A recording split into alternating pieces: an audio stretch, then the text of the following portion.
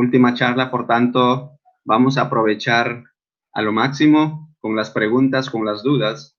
Luego también quiero comentarles de que Guillermo se va a quedar unos 15, 20 minutos a más después de la charla para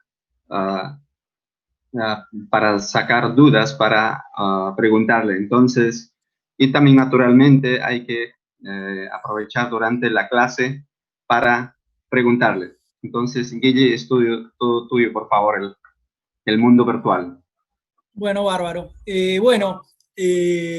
Ayer el Diego no nos dejó terminar, así que voy a contar una cosa más que quería decir de ayer. Entonces, ¿qué hicimos ayer? Ayer lo que hicimos fue hablar un poco del grupo de simetrías y que tengan un poco una intuición de cómo es el espacio de representación, el espacio de estados de una partícula del grupo conforme.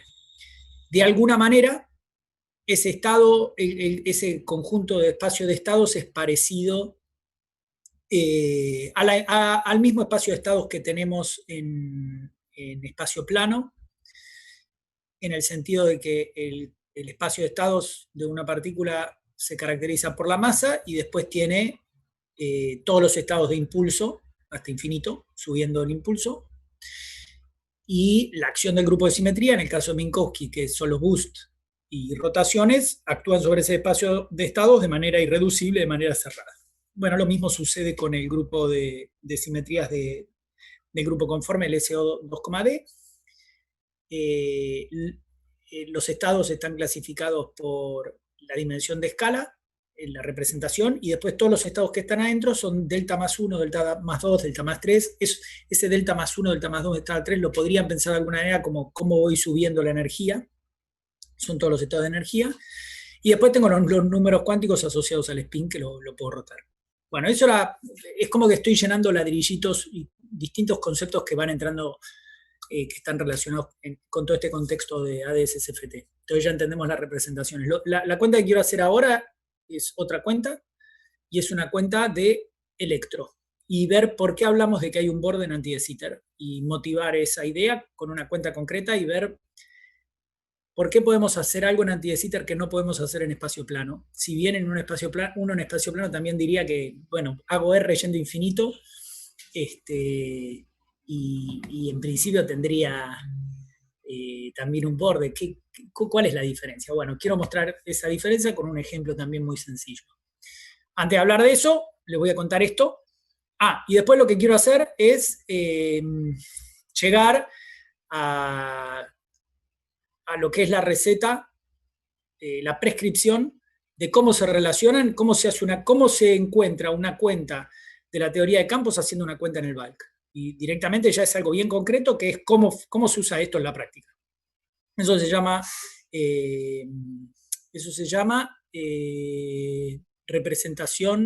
prescripción de GKPW. Me disculpan un minuto porque mis hijos no están ni acaban de tocar el timbre en mi casa. Disculpen. Hola. Disculpen. Bueno, entonces, y eso es lo que quiero, eso se llama prescripción GKPW de Gapser, Klebanov, Poliakov y Witten. Entonces empecemos. El espacio, vamos a hablar, estas cosas las vamos a hacer en asignatura euclidiana. Lorenciano tiene unas triquiñuelas adicionales que no vamos a discutir. Pero la idea de lo que estoy transmitiendo vale, y hay que tener en cuenta unas sutilezas. Entonces, bueno, ¿cuál es la diferencia entre espacio plano y el espacio hiperbólico?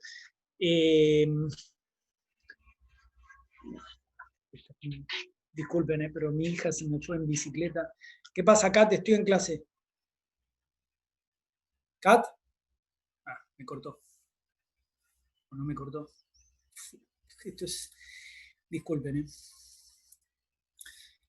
bueno, entonces, ¿cuál es la diferencia entre las dos situaciones? Yo tengo dos métricas, la métrica de espacio plano y la métrica del espacio hiperbólico. Difieren en cómo es el comportamiento de la dimensión radial. Disculpen un minuto, ¿qué pasa acá? Bueno, estoy en clase, chau, beso, chau.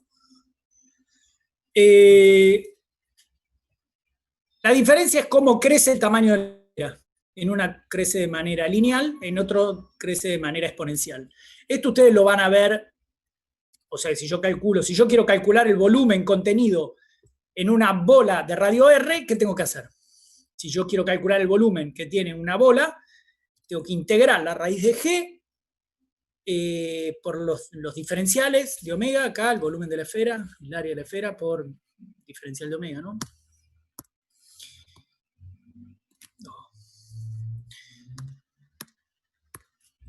Tengo esto por la raíz de G del omega. Integro los ángulos te dan el área de la esfera, y la integral en la dirección radial te va a dar R a la d más 1, esto va a ser el volumen. ¿Cuál es la diferencia entre espacio plano y espacio hiperbólico? Que el comportamiento de la dirección radial, en uno va como R, en otro va como el seno hiperbólico. El seno hiperbólico para radio grande va como la exponencial, o sea que esencialmente esto te va a quedar R a la d más 1, y para el espacio hiperbólico el volumen crece exponencialmente con el tamaño de la esfera. ¿Ok? Crece exponencialmente. El volumen crece exponencialmente. Ahora, si comparamos esto con el área de la esfera, ¿cuánto vale el área de una esfera? El área de una bola va a ir como R a la D, y el área de una bola va a ser el seno hiperbólico a la D, y el seno hiperbólico a la D va a ser también, para R grande, va a ir como la exponencial de D a la R. Fíjense estas dos cosas.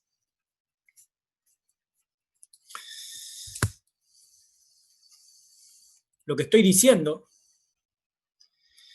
es que el volumen en el espacio hiperbólico, el volumen, crece con el radio de la misma manera que el área. Esos dibujitos que hacen de Escher, de los diablitos y los angelitos, y que cuando uno se va para el borde cada vez más angelitos y más diablitos, lo que quiere representar es esta propiedad de que el volumen del espacio está todo en el borde. O sea, al crecer exponencial, yo me puedo ir del centro anti de Sitter, pero en realidad todo el volumen está en el borde. Son frases. Esto es parte de la cosa coloquial. Nada, es una cuenta muy boba que la van a ver repetida, entonces se las quería hacer para que tengan presente.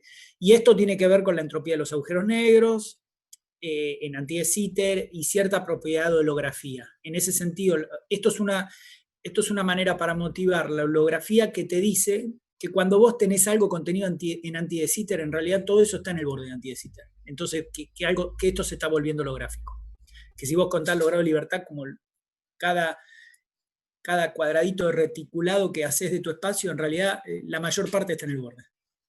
Listo. Eso era lo que quería decir, y este es el statement. Que el volumen va como el área. Bien. Punto y aparte. Otra pregunta. Hagamos el problema de electro. ¿Se acuerdan cómo era el problema de electro? Agarren un cuadrado, pónganle condiciones de contorno en las paredes del cuadrado y resuelvan el campo, el potencial electrostático adentro. Bien, eso lo sabemos hacer, lo hicimos en electro. Ahora la pregunta es, ¿ese problema tiene sentido si yo pongo condiciones de contorno en infinito? ¿Puedo yo en espacio plano dar una función arbitraria en infinito y resolver para el campo electrostático adentro? Bueno, la respuesta es no. Ahora vamos a ver por qué no. Pero esa misma pregunta, hecha en anti de Sitter, la respuesta es sí. ¿Se entiende el problema que voy a querer resolver? Y esto va a ser un hint de que anti de Sitter, de que hablar del borde anti de Sitter tiene una lógica. ¿Se comprendió lo que quiero hacer? Bien, hagámoslo. Cuando estamos en espacio plano, ¿qué queremos hacer? Queremos resolver la ecuación de Laplace. Vamos a hacer el super toy model. Quiero resolver este problema con la condición de contorno de que yo te doy el valor del problema de Dirichlet, que es un poco a dónde estoy yendo con esto, a lo que habló hoy Damián, que decía, el problema de Dirichlet es lo que se hace en anti de Sitter. Voy a hacer exactamente lo que significa hacer el problema de Dirichlet en anti de Sitter, y voy a explicar cómo se hace eso. Entonces, quiero resolver esta ecuación y quiero poner una condición de contorno. Y esta condición de contorno yo la sé hacer a radio finito. a radio finito yo puedo poner esto acá. La pregunta es, ¿puedo imponer una condición de contorno en infinito? Bueno, o sea, la función que yo estoy dando en el borde de mi dominio es el valor del campo en el borde de mi dominio es un dato, que es f, y yo quiero resolver phi adentro del dominio. Omega son las coordenadas en el borde.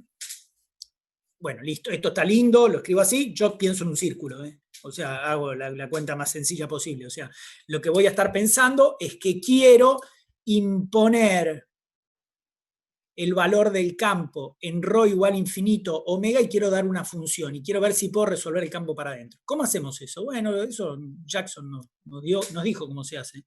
Hay que resolver esta ecuación en general. La solución de esta ecuación tiene los AL, R a la L y los BL sobre R a la L más 1. Si yo pido que lo que quiero es una solución que en el interior sea regular, tiro estos términos que explotan adentro, que no corresponden a una solución regular. Poner estos términos acá significa que yo acá puse deltas y puse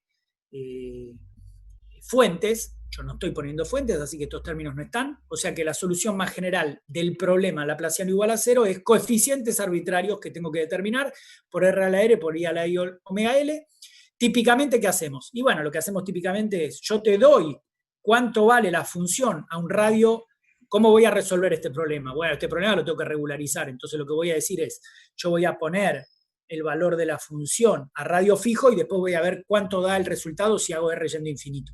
Entonces voy a darte una función arbitraria, phi, f, que la voy a poder descomponer en armónicos esféricos, la voy a dar a radio R, obviamente, y esto va a determinar estos coeficientes a sub L, es lo que hicimos en electro. Bueno, cuando yo igualo esto con esto, de acá obtengo, igualo cada término con cada término, o sea que los FL tienen que ser igual a AL por R a la L, o sea que los coeficientes del desarrollo quedan determinados por la expansión de la función y los tengo que dividir por R a la L. O sea, cada armónico esférico, cada L, tiene una potencia de R distintas. O sea, que acá lo que veo es que los distintos armónicos se comportan distinto, el coeficiente de la descomposición, cuando yo me voy infinito.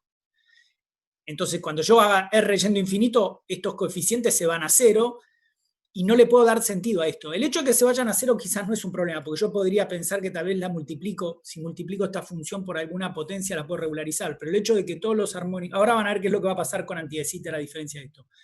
Esta particularidad de que los coeficientes decaigan con distintas potencias dependiendo del L es lo que no me permite definir este problema de poner una condición de contorno en infinito. Ahora va a quedar más claro cuando haga anti de Sitter. Hagamos anti de Sitter. Resolvamos este problema laplaciano imponiendo esta condición. Que phi en el borde sea una función. ¿Ok? Lo que estoy haciendo es esto. Este es el espacio anti de Sitter, que es el bulk, que es el interior.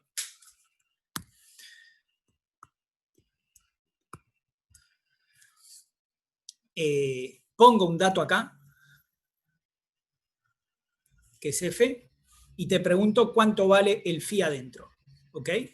Bueno, resolvamos eso. Esta es la métrica de anti de Sitter, lo voy a hacer en Poincaré porque es todo más natural como escribirlo. Si yo tengo la métrica acá, calculo la raíz de la métrica, me da esto. Tengo un L a la Z por cada componente, o sea que el determinante de la métrica solo depende de Z. Las coordenadas X, estos anti de Sitter de más 1, tengo D coordenadas X y una coordenada Z. Y bueno, ¿qué tengo que hacer? Lo mismo que nos dijo Jackson, agarrar esta solución, separar variables y buscar lo que serían los armónicos esféricos, pero ahora estoy en este espacio que es otro. Entonces, ¿qué hago? Bueno, lo que tengo es, primero lo que tengo que hacer es saber qué corno estoy resolviendo. Entonces lo que estoy buscando es el laplaciano. ¿Qué es el laplaciano? Bueno, el laplaciano es esto. El laplaciano viene dado por esta expresión en términos de la métrica, la calculo, la raíz de la métrica, acá me queda z a la L de más 1. Esta es una suma sobre las... Mu significa coordenadas z y coordenadas y, x, y, o sea que esta suma esta métrica es diagonal, entonces voy a tener la suma sobre z, la métrica inversa es z cuadrado, la raíz de g la calculamos recién. Yo tengo que agregar zz por gzz y dii por gii. Gii es un z cuadrado, y esta es la suma sobre i. Bien, o sea que ya sé cuánto vale el laplaciano en el espacio de anti de Sitter. O sea que ya conozco la ecuación de Klein-Gordon no masiva, o la ecuación del potencial electrostático. ¿Ok?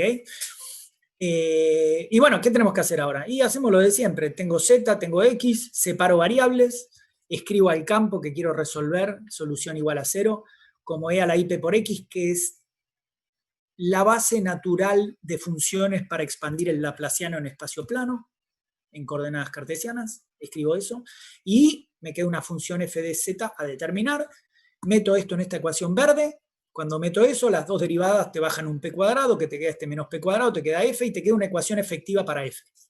¿Está bien? Entonces una ecuación en z, ¿ok? Donde acá, bueno, ahora voy a este p cuadrado lo voy a llamar p cuadrado, le voy a sacar la flecha, y p va a querer decir el módulo de p.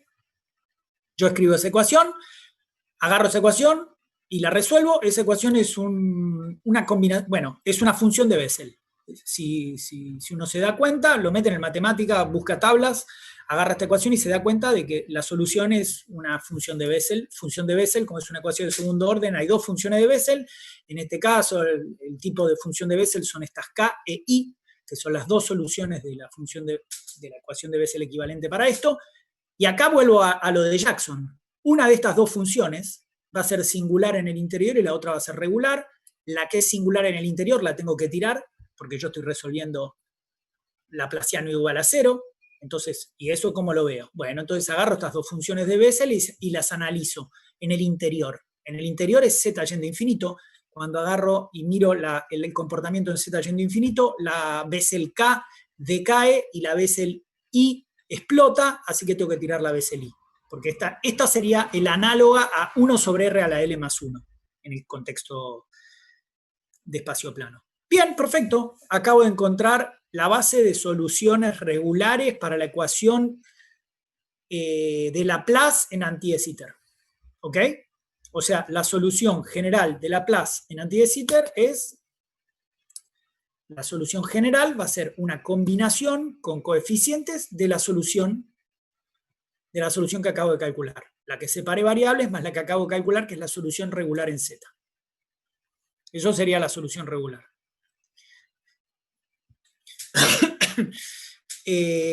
Bien. Si me voy cerca del borde y analizo cómo se comporta K cuando Z va a 0, o sea, me fijo cómo es el comportamiento cerca del borde, ¿qué pasaba antes? ¿Cómo iban las funciones regulares cerca del borde en espacio plano? Pregunta. ¿Cómo iba la función radial en espacio plano cerca del borde? Cerca del borde.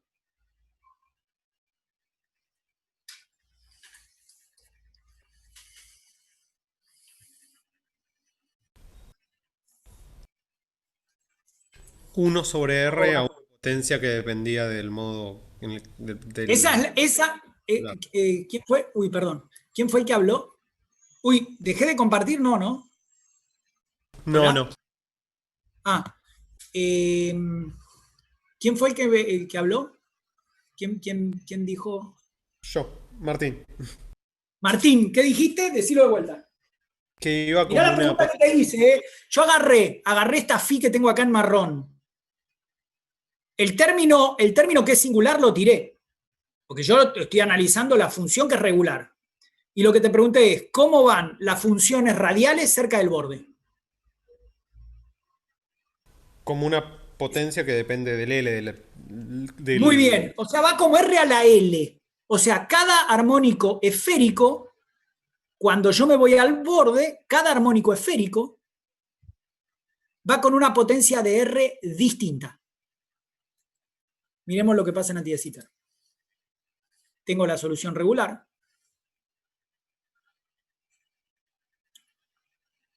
Y lo que veo cuando analizo este K, que es lo que me quedó con... Esto sería el R a la L. Cuando veo esto en Z yendo a 0, que significaría R yendo a infinito, va con dos potencias, va a tener dos comportamientos, uno que decae y uno que explota, pero este coeficiente nu, bueno, acá es una K D sobre 2, ¿no? Este coeficiente, en general puse acá nu, o sea que este coeficiente 2 acá va a ir como, va a haber una potencia a la menos D sobre 2 y una potencia a la D sobre 2, que cuando multiplique por Z a la D sobre 2, voy a tener una potencia que ver como Z a la 0 y otra como Z a la D. ¿Qué quiere decir eso, Martín querido? Lo que quiere decir es que el decaimiento cerca del borde no depende de P. P es al análogo a L. P es lo que yo usé para separar en las variables que no son las variables radiales. El decaimiento no depende de L, no depende de P. Esa es la diferencia crucial, brutal y muy relevante que hace que anti de Sitter sea muy distinto de espacio plano. El decaimiento cerca del borde, para la función radial, es independiente de P. Comparado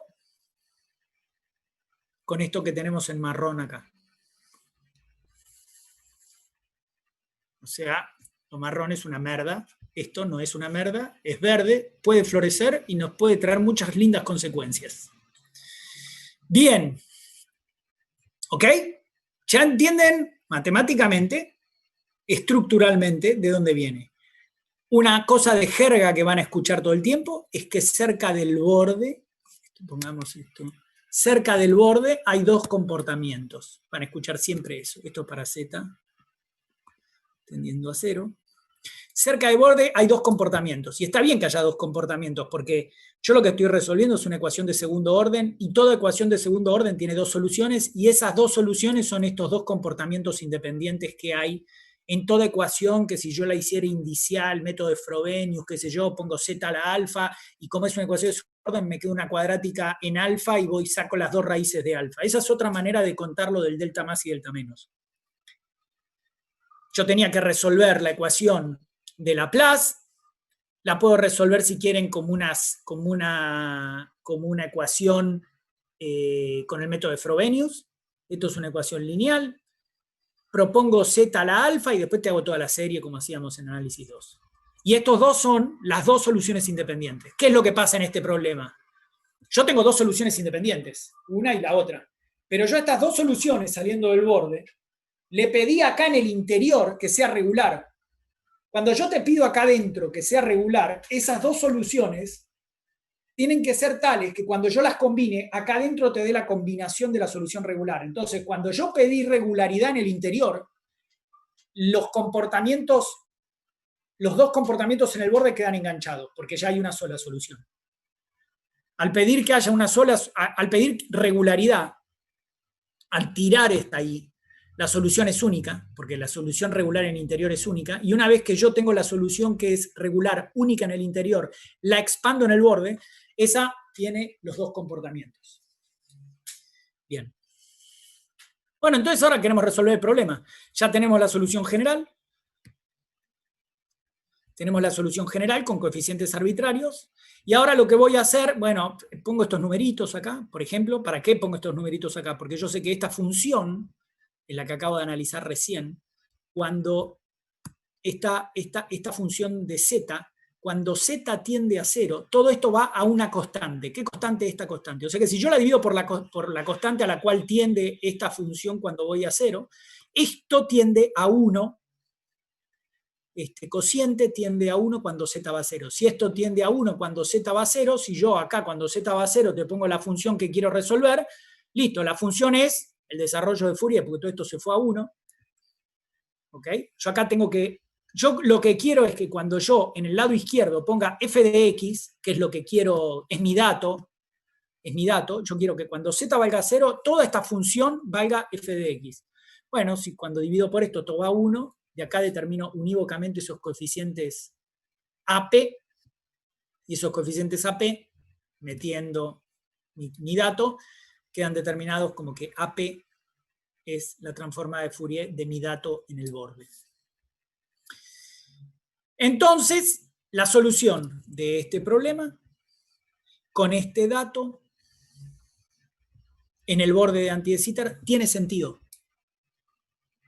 Tiene sentido. Y le puede dar sentido. Y esta es la solución. Vos me das tu dato, yo lo expando Fourier, agarro los coeficientes de Fourier, los meto dentro de esta cosa, y esto es lo que se llama, esto que está acá, es lo que se llama bulk to boundary propagator. En la lógica, si quieren, de... Esto hay muchas maneras de empezar a hacer analogías con esto. O sea, yo te di un dato en z igual a 0 y lo que estoy haciendo es propagándolo para adentro. Puedo pensar a z como... Estos son analogías. Puedo pensar a z como el tiempo y que lo que estoy haciendo es propagar desde el borde al interior. ¿Y cómo se hace? Bueno, eso se hace con el método de la función de Green, la típica cosa. ¿Ok? Bien. Esto fue para un campo massless, para resolver esto. Si yo tuviera un campo masivo, tendría que resolver esta ecuación en euclidio con esta condición de contorno. Pero ahora hay un catch, hay una sutileza. Cuando digo voy a poner la condición de contorno de que el campo en el borde sea F, acá aparece esto de la regularización. ¿Qué pasa? En esto que acabo de hacer, lo que acabo de ver, cuando yo analizaba el comportamiento asintótico de la ecuación de Klein-Gordon cerca del borde, lo que vi es que el comportamiento de la función cerca del borde va como z a la 0 y z a la d. Hay uno que es más grande y hay uno que decae. Al más grande se lo llama el leading. Al que decae se lo llama subleading. A este también en la jerga se lo llama el source.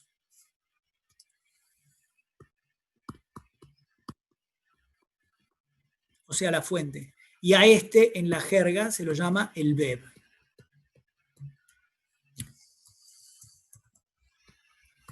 ¿Qué es lo que acabamos de hacer nosotros?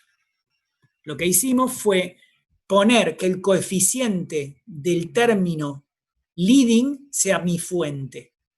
Entonces lo que van a escuchar en la jerga de lo que decimos nosotros es, yo te puse un dato en el borde, el dato se propagó al bulk, rebotó y volvió al borde como un subleading. Y este número está totalmente determinado y es función de lo que yo haya puesto acá. Por eso esto se llama el BEV. O sea, esto es como la respuesta del bulk al dato que yo puse en el borde. Yo pongo el dato en el leading, va al bulk, rebota y vuelve. Todo esto es una analogía, son palabras, ¿está bien? Pero la manera de decir qué es esto. Esto es la respuesta.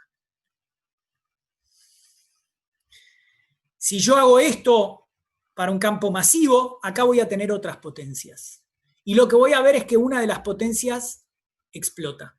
Entonces, la fuente la tengo que poner en el leading, en el que explota.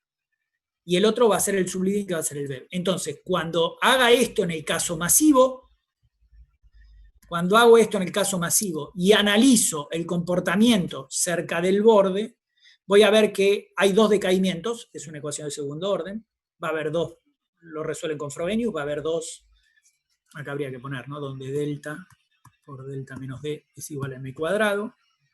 Acá no ven nada en Group Theory de lo que yo les expliqué. Cuando ustedes vayan a leer un report de anti de Sitter, va a empezar por acá, no les va a hacer todo el preámbulo que yo les hice. Le va a decir, bueno, vengan, resolvamos el problema de electro. Pero ahora ustedes están entendiendo que estas deltas que son y, bueno, supongo que por lo menos tienen un poco más de data. Entonces, cuando yo quiera resolver este problema, ese problema cerca del borde tiene dos soluciones. El problema de electro de poner la condición de contorno en el borde significa que yo lo que quiero es una solución de este problema tal que el coeficiente de la leading sea el dato que yo estoy poniendo. Eso es lo que significa resolver el problema de Dirichlet en ADS. Lo hacen. Va a haber dos decaimientos, delta más, delta menos, que vienen dados por esta cosa, donde obviamente nu no lo escribí, pero nu vale, perdón, donde nu es d sobre 2 al cuadrado más m cuadrado, ¿Está? La ecuación tenía m, la ecuación dependía de cuántas dimensiones esté yo.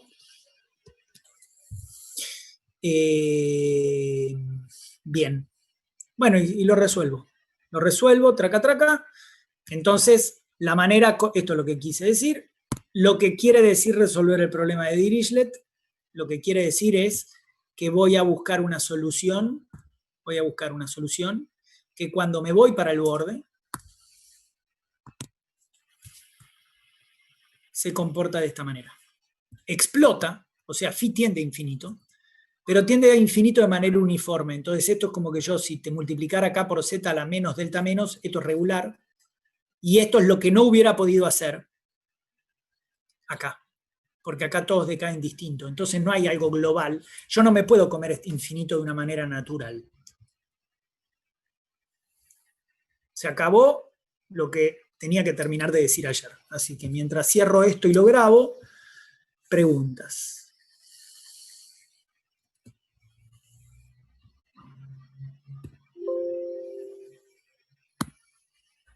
¿Preguntas, queridines? Guille, ¿te hago una pregunta? Dale, Lucas. Te quería preguntar respecto de lo que dijiste al principio de todo, de que casi todo el volumen de ADS está confinado en el borde, entre comillas. Sí. Si eso lo quiero... Ajá. Te Escucho, quería preguntar, si eso lo quiero pensar en términos de, por ejemplo, path integral o líneas de mundo. Lo que estoy diciendo es que los caminos que están cerca del borde son los que más van a contribuir, mientras que los caminos que están más en el interior del bulk son los que menos van a contribuir. ¿Eso quiere decir? No, yo diría que quizás todo lo contrario, porque si vos tenés que sumar caminos, los caminos lo haces e a la menos longitud, y si tu camino se acerca mucho al borde, tiene mucha longitud, y ese va a contribuir menos, porque vos tenés la exponencial e a la menos. La acción de un camino, la acción es la longitud, ¿no? Para cuando vos estás haciendo lo que vos haces con Pablo. Vos decís, bueno, yo tengo que sumar desde acá. Ahora voy a hacer un comentario de esto y quizás en cuántica, ahora voy a hablar de eso y me lo preguntás de vuelta. Ok. Voy a hablar de eso en un instante y me lo volvés a preguntar. Guille, ¿puedo aprovechar una pregunta? Sí, claro. Sí, entonces, ¿cómo este análisis cambia si yo incluyo el acoplamiento no mínimo entre la curvatura y el campo escalar? Bien, si vos... Bueno, hay distintas maneras de hacer acoplamientos no mínimos. O sea, yo acá lo que estoy resolviendo es el laplaciano de phi. O sea, vos ahora lo que podrías tener...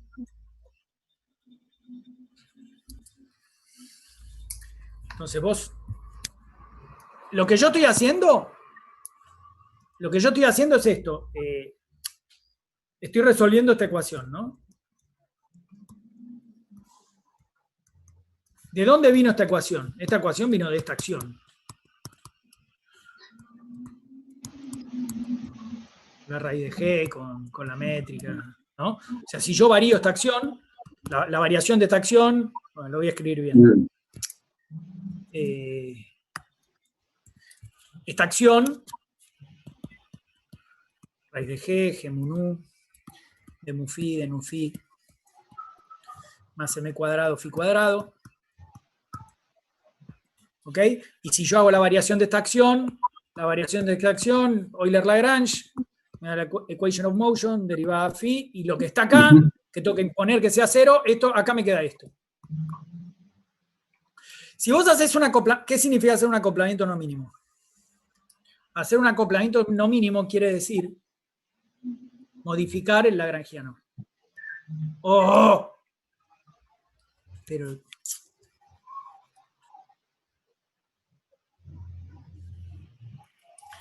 Lo que quiere decir acoplamiento no mínimo es modifiquemos el lagrangiano. Ah, bueno, ¿cómo? ¿Qué? No mínimo puede ser de muchas maneras. Por ejemplo...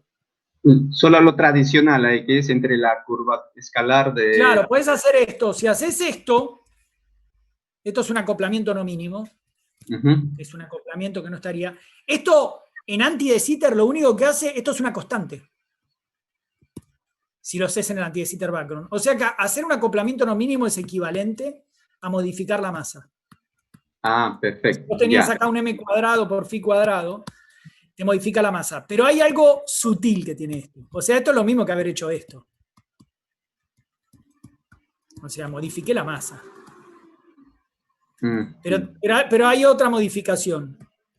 Y la otra modificación que tiene es que este lagrangiano tiene un T mu nu que construís canónicamente, que es esto, de phi, de nu phi, de phi, menos un medio,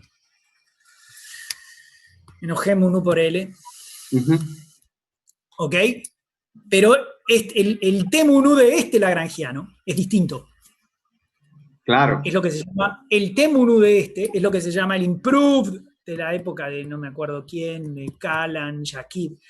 Estos dos T mu nu son distintos. Este va a tener una contribución en el T mu nu que tiene que ver con R y va a ser algo así, ponele.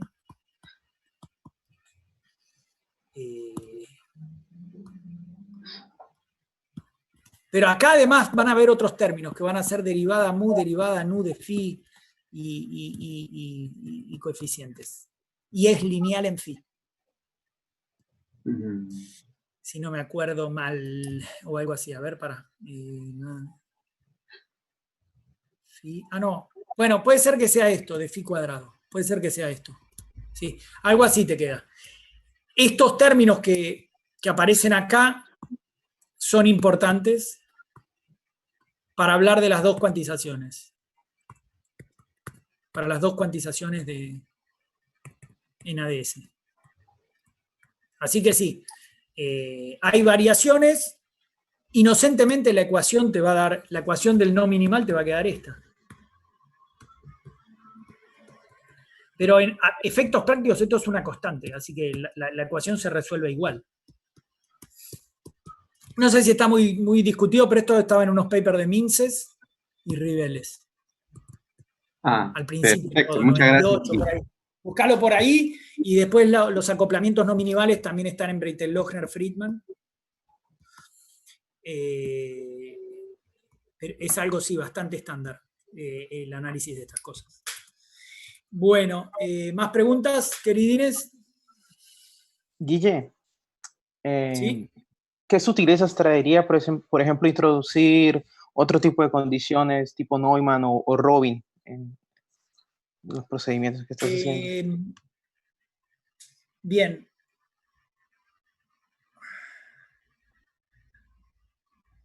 Esto, la pregunta que me estás haciendo es una pregunta con la cual entran en éxtasis todos los chilenos que se dedican en general a estudiar el problema variacional en teoría de campo de manera bien definida. Y cuando vos estás haciendo el problema variacional, tenés que hacerlo bien, que es lo que aprendí de ellos después de muchos años, y eso involucra a veces poner o no poner términos de borde para que cuando vos hagas la variación de la acción, la variación esté bien definida y que los términos que vos estás fijando en el borde sean los correctos. Entonces, cuando vos decís Neumann, Dirichlet, Robin, eso significa, a nivel de problema matemático es, yo estoy resolviendo el laplaciano y te pongo este dato. Bien, eso está bien y ahí no estás usando ninguna acción. Ahora, si eso vos lo vas a derivar de un problema variacional, la acción la tenés que modificar. Y como vas a ver dentro de un rato, yo voy a evaluar la acción on-shell. Y cuando yo evalúe la acción on-shell, esos datos, esas diferencias en la acción son súper relevantes. Son muy importantes para que te dé el resultado correcto. Eso es una cosa. Después vas a escuchar que en anti de Sitter hay dos cuantizaciones. Y eso tiene que, o Dirichlet o Neumann. ¿Y por qué no Robin? ¿Qué es lo que pasa con Robin? Dar una condición de Robin significa, no sé qué hice, creo que cerré los otros, pará. Dar una condición de contorno sería resolver esto, o bien diciendo cuánto vale la derivada de z en el borde, o, esto sería Neumann, es lo que aprendimos también en Electro, o resolver este problema diciendo la derivada de anti de Sitter es una g. Acá doy el valor de la derivada. Cuando hacíamos esto en Electro es, te digo cuánto vale el campo eléctrico normal a la superficie y entonces te estoy dando la densidad de carga y entonces estoy determinando todo. O te estoy diciendo cuánto vale el valor de potencial en el borde. Fenómeno. Pero también sabemos o nos suena o alguna vez nos dijeron que también existe Robin, que significaría esto. un número. Igual, esto se lo pueden preguntar a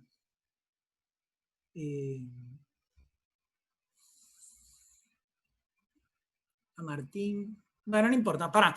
Que debe estar acá en la audiencia, que le estuvo haciendo problemas con esto. Entonces yo pongo esto igual a H. El problema, ¿por qué suelen decir que esto es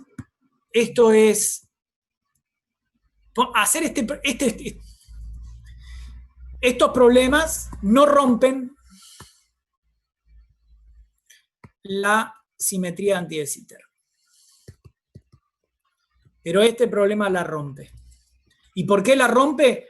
Porque estas dos cosas no tienen las mismas dimensiones. Entonces vos, es un problema que está bien definido, vos podés hacer Robin, lo podés hacer. Pero esto que pones acá tiene dimensiones. Llámalo alfa, no sé.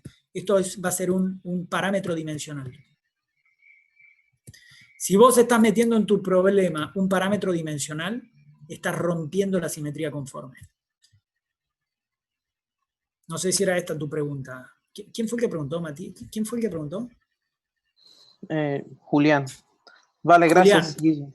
¿Esto era lo que querías preguntar? No sé. O sea, el problema de Robin es un problema que está bien definido, que lo puedes hacer y todo bien, pero eso que estás poniendo ahí, eso va a tener dimensiones y si querés hacer esto, vas a estar rompiendo la simetría del problema.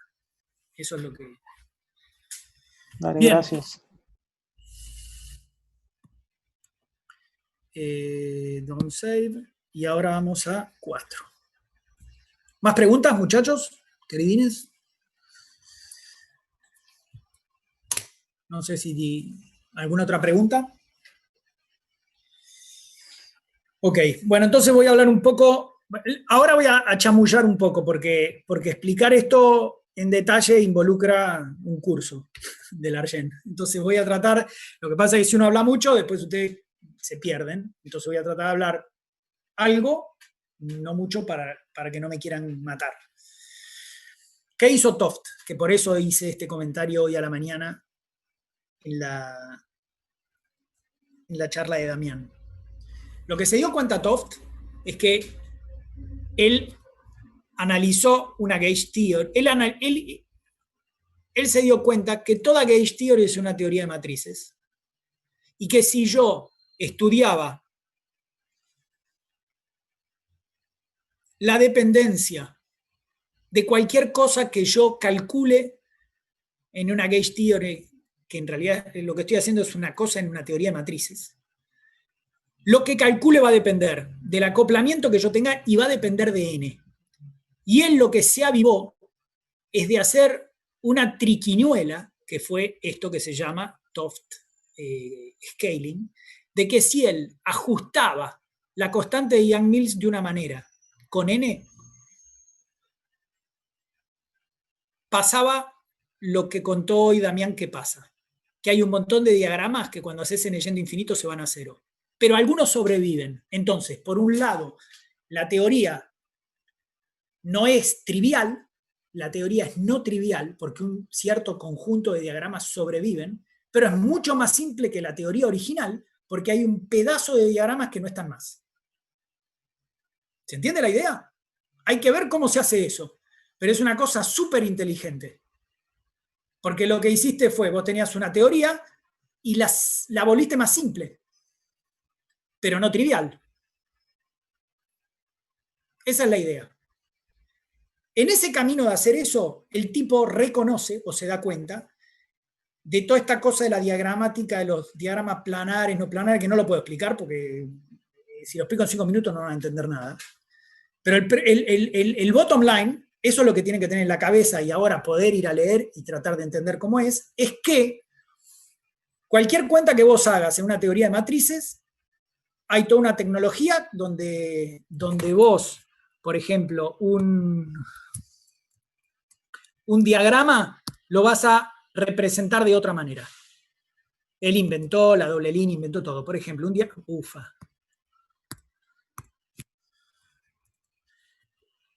¿qué es la teoría? Una teoría de Yang-Mills tiene el término cinético Y después tiene los conmutadores, ¿no?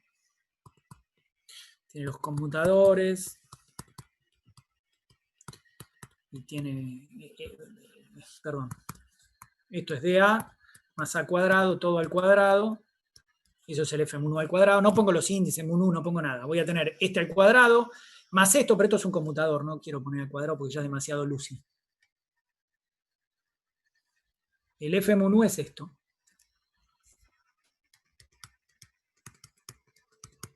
Entonces, cuando elevo al cuadrado, tengo el cuadrado del primero, el cuadrado del segundo, que son estas cosas. Upa. Y el doble producto.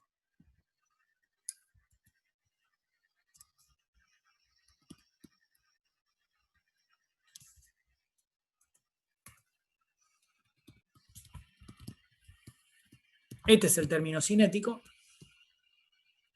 Y estos son los vértices. Y si vos haces todo esto, la normalización canónica, acá tenés un G, acá te aparece un G cuadrado y acá te aparece un G. Este término es cuártico. Este término, si quieren, es lo que representaba hoy de alguna manera con este tipo de vértices con fermión. Bueno, esto es muy lucy. Esto sería un término cuártico. Esto sería, porque uno de ustedes preguntó qué eran esos vértices. Esto sería un vértice cúbico. Cuando vos vayas a calcular algo, le enseñás las reglas a tu hermanito de 5 años y le decís, acá tenés estos dos dibujitos, combinalos de todas las maneras posibles para calcular algo. Entonces vos le decís, bueno, yo quiero calcular un propagador. ¿Qué es un propagador? Una cosa que empezó y terminó. Bueno, esto, la interacción de esto va a ser el propagador libre más el propagador con un vértice cuártico. Ah, pero entonces si es cuártico acá tengo que tener uno, pero yo tengo que tener uno que entra y uno que sale. Estos dos no pueden estar, entonces este lo junto con este. Esa sería una corrección.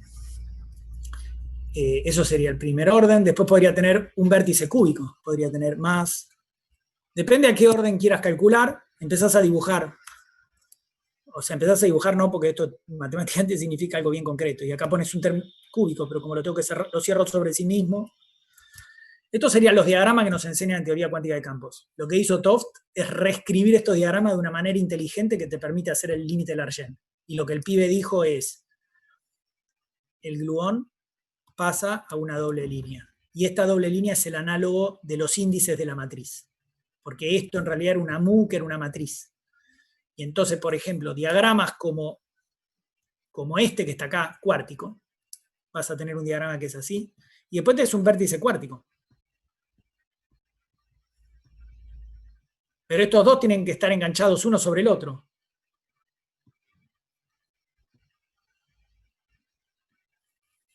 Adivinen qué. Este diagrama es no planar, porque esto pasó por atrás de esta línea y no se puede dibujar en el plano. Sin embargo, este cúbico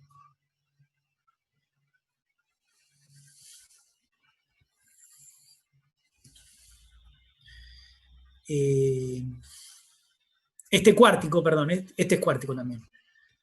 Ese lo puedo dibujar planar.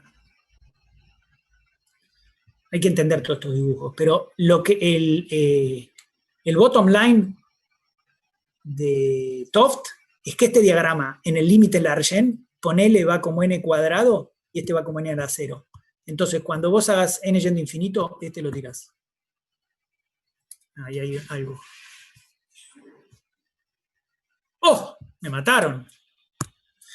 Bueno, entonces, es algo que el Malda contó, que dijo que si vos querés una teoría en el Largen, la teoría en el Largen va a ser una teoría de cuerdas libres. La constante de acoplamiento de las cuerdas tiene que ver con el 1 sobre n. Esto fue una idea de Toft. Él observó estas características generales, pero él, en los 70, cuando vos le dabas una teoría de gauge, él no sabía escribirte cuál es la teoría de cuerdas que corresponde a la representación cuerderil de esa teoría de gauge. Ahora entienden de mi primera clase, cuando yo te dije que había una dualidad, que vos podés tener una teoría y la podés describir con unos grados de libertad o con otros. Él empezó a introducir estos conceptos. Pero el Malda se dio cuenta, en el 97, sugirió que esta teoría bien concreta, que tiene un lagrangiano bien concreto, era dual a esta teoría de cuerdas que tiene un lagrangiano bien concreto, y es una teoría bien concreta. Entonces, cuando hizo esto, la gente dijo, chau, mirá, entonces podemos empezar a probar a ver si lo de Toft es verdad, podemos hacer el large n en estas dos cosas y empezar a comparar si las cuentas que yo hago en n igual a 4 y las cuentas que yo hago en la teoría de cuerdas, que no tienen un pomo que ver, porque la teoría en igual a 4 vive en 3 más 1 y la teoría de cuerdas vive en 9 más 1. Entonces, empezar a entender cómo relacionar las cuentas que uno hacía en Anti de Sitter se relacionaban con las cuentas que uno hacía en la teoría de cuerdas. Bueno, ¿cómo se hace eso? Hay que entender cuáles son los parámetros que tiene cada teoría.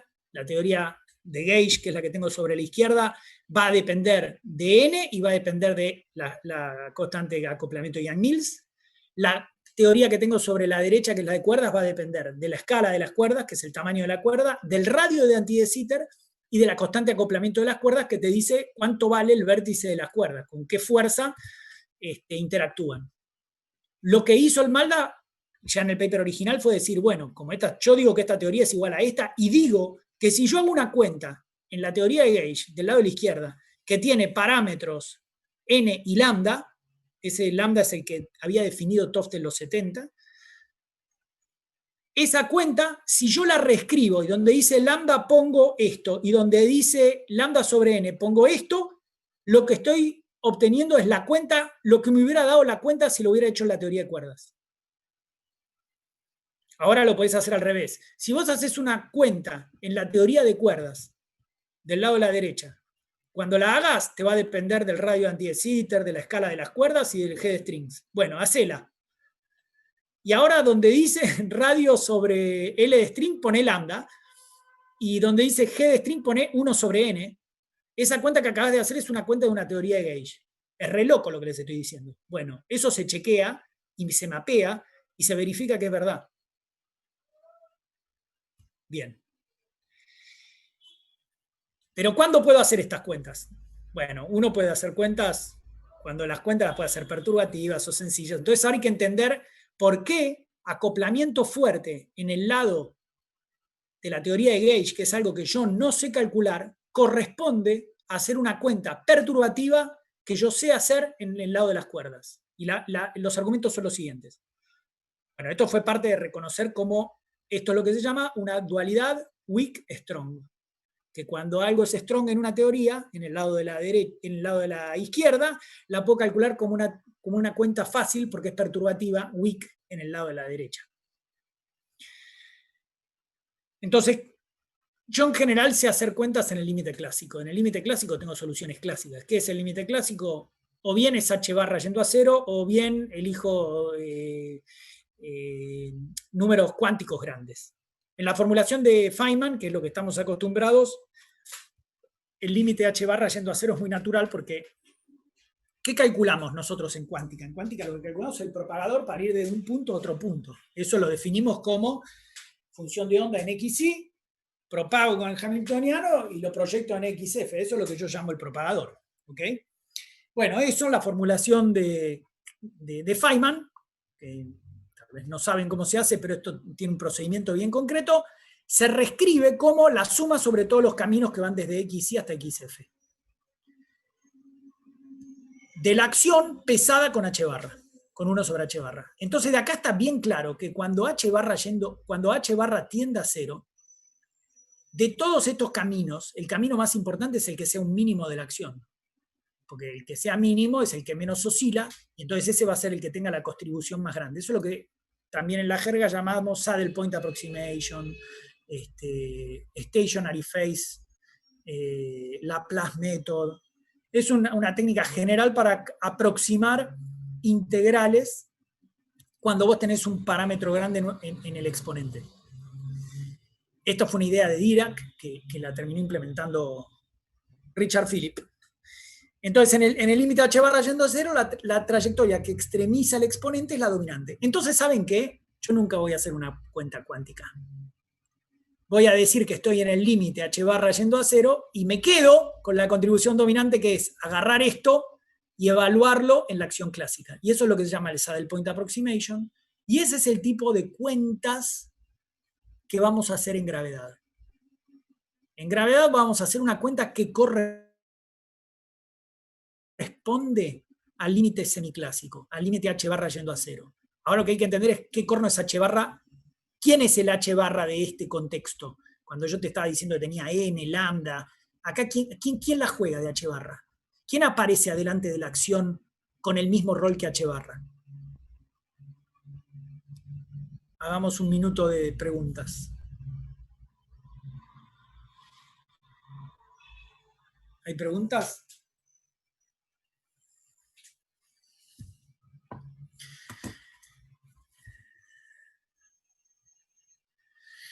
Ok, entonces tenemos una teoría de Gauge. La teoría de Gauge tiene la G de Ian Mills y tiene N, que es el N del grupo de Gauge. Y Toft se dio cuenta de que tenía que hacer este truco. N va a infinito, G va a 0, o sea que vos dirías no queda nada porque G va a 0, pero N va a infinito. Entonces vos tenés gráfico donde en realidad lo que importa, es lo que se da cuenta es que este es el buen escaleo, que si vos mantenés esto fijo, como hacía hoy Damián, hay algunos que sobreviven y un montón que se van. Entonces las cuentas se hacen en este límite, que es un límite que simplifica la teoría, pero que la deja no trivial y que además permite hacer cálculos. Entonces, esto es lo que, en este límite dominan los diagramas planares. Ese es el common, lo que van a escuchar todo el tiempo. En este límite, de estos dos diagramas, este diagrama va a 0. Este diagrama va a 0, porque este va como n cuadrado. O sea, la cuenta va a dar n cuadrado y después divido todo por n cuadrado y chau. Tengo valores finitos. El Malda había dicho de que el lambda de la teoría de Gauge, que es el único parámetro que te queda cuando hiciste esto. Vos hiciste n yendo a infinito, g yendo a 0 y te quedó lambda. Esto es lo único que es. Vos tenías una función que dependía de g y de n, haces este límite y se simplifica a una función de lambda. Vos la reexpresás ng y cuando hagas esto y hagas n yendo a infinito, muere todo y te queda solo una función de lambda. Imagínense hacer eso. Acá estoy haciendo muy la filosofía para que entiendan el contexto de dónde está esto. Entonces vos harías una cuenta. Esa cuenta dependería de lambda. Bueno, donde dice lambda, pone r a la cuarta sobre l de string a la cuarta. Afirmo que eso que acabamos de calcular del lado Gauge es una cuenta que hubiéramos tenido que calcular en el lado, que la podríamos haber calculado también en el lado de gravedad. Eventualmente uno podría chequear haciendo independientemente la cuenta en Gauge y la cuenta en gravedad y ver si machean. Yo trabajo de eso, ver test de precisión, de ver cómo una cuenta de un lado y una cuenta del otro, es como chequeo, probar que la conjetura es verdad. Yo le llevo fe de que eso siempre va a andar. Y que lo que estoy haciendo es entender mejor cómo se hace toda la técnica perturbativa del cálculo de ese tipo de cosas. Bien, esto es parte de lo que se llama el diccionario. Cómo se relacionan cuentas que yo haga del lado Gauge con cuentas que hago del lado cuerdas. Entonces ahora miremos cómo es la acción de las cuerdas. La acción de las cuerdas típicamente es la generalización de lo que decía recién Lucas. Si yo tengo la acción para una partícula, es la masa por la longitud. Bueno, la cuerda es, el análogo de la masa es masa por unidad de longitud, a eso se lo llama tensión, por el área de la cuerda. ¿Ok? La tensión típicamente se escribe, como esto tiene unidades de 1 sobre longitud al cuadrado, se llama L de string, y esto se llama L de string o alfa prima, dependiendo, también se lo llama alfa prima por cuestiones históricas, no voy a hablar. ¿Ok? Entonces, si vos tenés una teoría de cuerdas, la cuenta que tenés que hacer es calcular superficies de cuerdas clásicas, si quieren al principio. Esencialmente, este área va a ser el área de la cuerda que vive o que se está moviendo en anti de Sitter. Y anti de Sitter tiene una escala, por eso estuve jorobando con la escala. Entonces el área tiene unidades de longitud. Esto va a ir como el radio de anti de Sitter sobre L de string. El L de string lo tenía de afuera porque era la masa, era este término. Era este término de la masa, que en el contexto de cuerdas la masa es tensión porque es masa por unidad de longitud. Y del área, como esto voy a estar calculando un área en anti de Sitter, esto te va a salir un R cuadrado afuera. ¿Qué quiere decir eso? Que esto es bien general lo que les estoy diciendo. La acción de las cuerdas tiene adelante un R cuadrado sobre L de string. Esto es lo que sería el 1 sobre H barra. Esto es, o sea, lo que está haciendo de H barra es esta cantidad. Como esto, el Malda me dijo que es raíz de lambda, h barra yendo a 0, que corresponde a resolver en el límite semiclásico, a resolver cuerdas clásicas, corresponde a acoplamiento fuerte. ¡Gané! Está buenísimo lo que les estoy diciendo. Les estoy diciendo que una cuenta en acoplamiento fuerte, en teoría de gauge, que no sé cómo corno calcular, del lado de cuerdas, corresponde a una cuenta clásica que es mucho más simple que una cuenta cuántica. Esta es la ingeniería de reconocer dónde están todos los parámetros, qué límite estoy tomando, qué cuenta puedo hacer y qué no puedo hacer.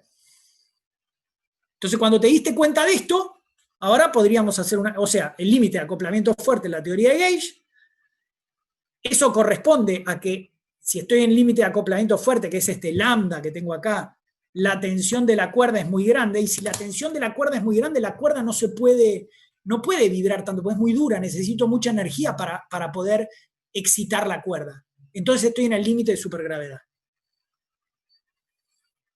Y estoy en el límite de bajas energías. O sea, cierra todo. Acoplamiento fuerte en teoría de gauge es algo súper simple. Después es técnicamente muy complicado, pero la idea de lo que estoy calculando es simple. Entonces, bueno, tengo esto. Largen te dice que las cuerdas son clásicas. Y acoplamiento fuerte te dice que las cuerdas son rígidas. Clásicas quiere decir que no hay loops de cuerdas, que tengo la superficie de la cuerda y no tengo la superficie con manijas, como contaba hoy, o como mencionó Damián. Bien, entonces hagamos la cuenta. Vamos a hacer una cuenta. Vamos a hacer una cuenta en el lado bulk, que va a ser clásica y me va a reproducir una cuenta cuántica en el lado CFT. Y es la cuenta canónica que está en todos los libros, que está en todos los reports, que es la siguiente. Vamos a resolver el campo. Ok, y fíjense, si yo voy a resolver algo en el bulk, en el límite semiclásico, voy a resolver una cuenta en el bulk anti de Sitter. Si quiero resolver una cuenta en el bulk anti de Sitter, todo lo que les estuve chamullando hasta hoy es anti de Sitter tiene un borde y tengo que dar condiciones de contorno en el borde. O sea que si yo quiero calcular esto, te tengo que decir cuánto vale la métrica y el phi en el borde. Y calcular esa integral funcional. Pero yo esa integral funcional no la calculo, la hago en el límite semiclásico, porque sé que acá adelante hay un parámetro que puedo pensar que se va a infinito. Este parámetro es n cuadrado, que tiende a infinito. Entonces, esta integral en el límite n cuadrado yendo a infinito se reduce a la acción clásica. Esta es toda la línea argumental. Entonces, la cuenta que tengo que hacer en el lado bulk es clásica. ¿Qué cuenta voy a hacer? Voy a hacer esta cuenta. Voy a calcular lo que acabo de calcular recién. Voy a resolver la ecuación de Klein-Gordon en anti de Sitter con una fuente. ¿Y qué voy a decir? Y acá es donde entra la genialidad de estos muchachos. Lo que voy a decir es que la cuenta de gravedad que yo hago poniéndole condiciones de contorno a los campos, esas condiciones de contorno que yo estoy poniendo en el lado de gravedad son las fuentes de la funcional generatriz, y hay que saber que es una funcional generatriz, de la funcional generatriz de la teoría de campos. Acá es donde, esto es la conexión, esto es la conexión entre el bulk, que está del lado de la derecha, con la teoría de borde, que vive con la teoría de gauge, que vive en el borde del bulk. ¿Cómo es la conexión? Cuando yo estoy poniendo un dato en el borde de anti de Sitter, lo que estoy calculando en la teoría de gauge es la teoría de gauge. Imagínense que tienen una teoría de gauge. Estoy calculando en la teoría de gauge. Esto sería la teoría. Olvídense de este término por un instante. Hagamos esto.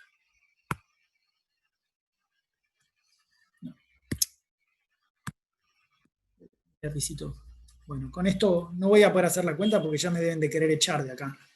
Esperen, Imaginen esto. ¿Qué le pasa?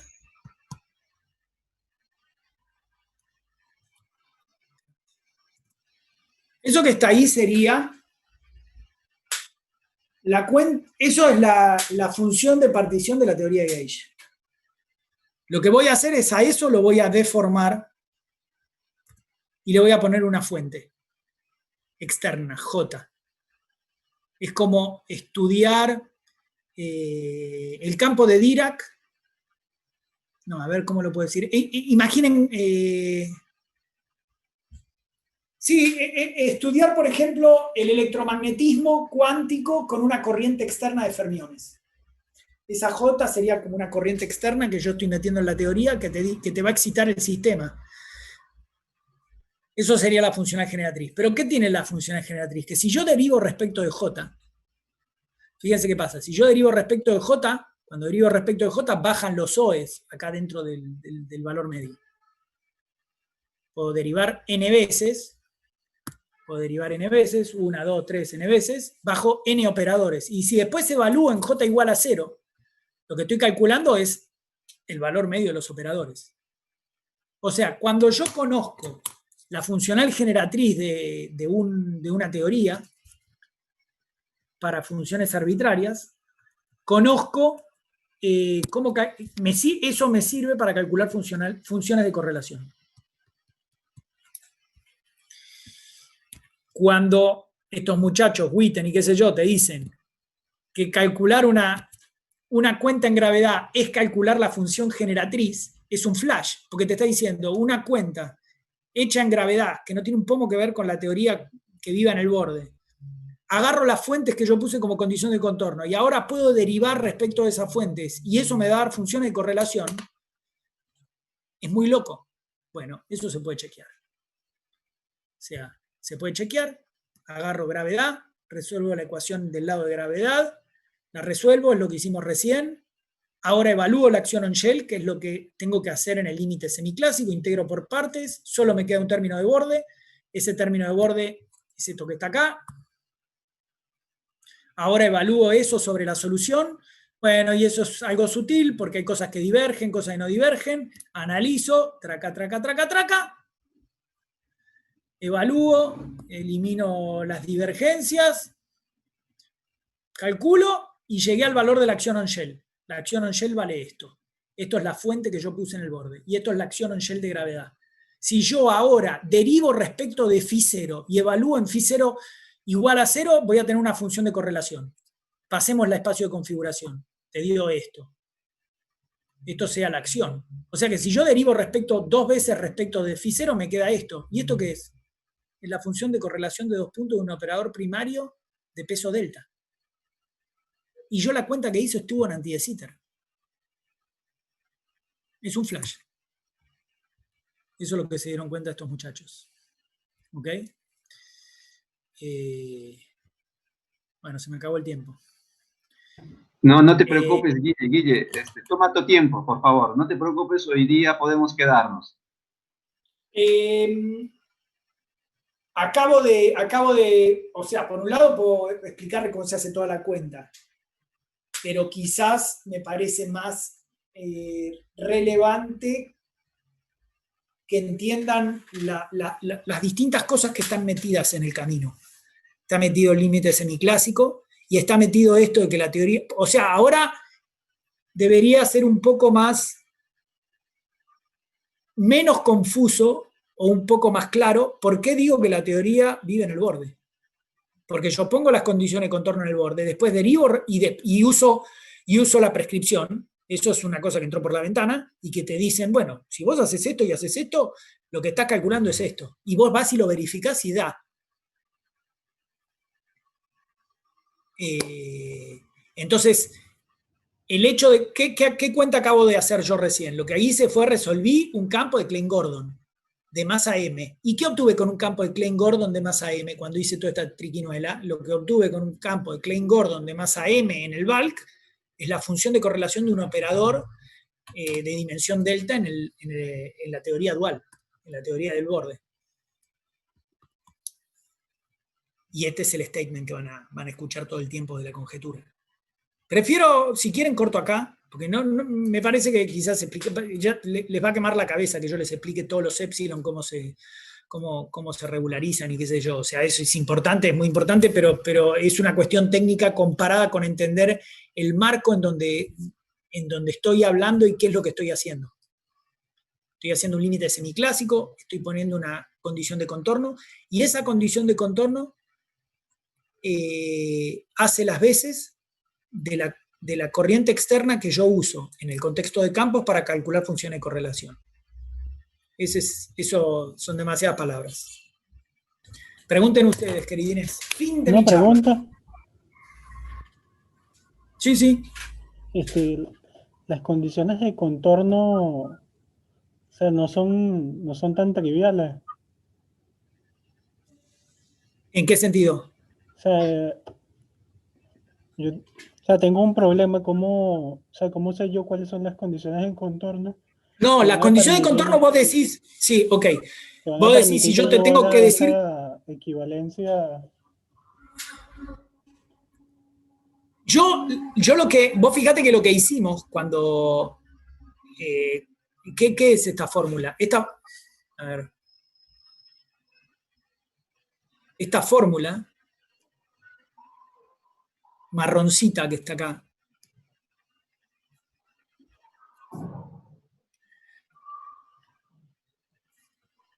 Esta fórmula marrón, lo que te está diciendo es cuánto vale el campo de Klein-Gordon en la posición Z y X adentro del bulk como función de tu condición de contorno φ0.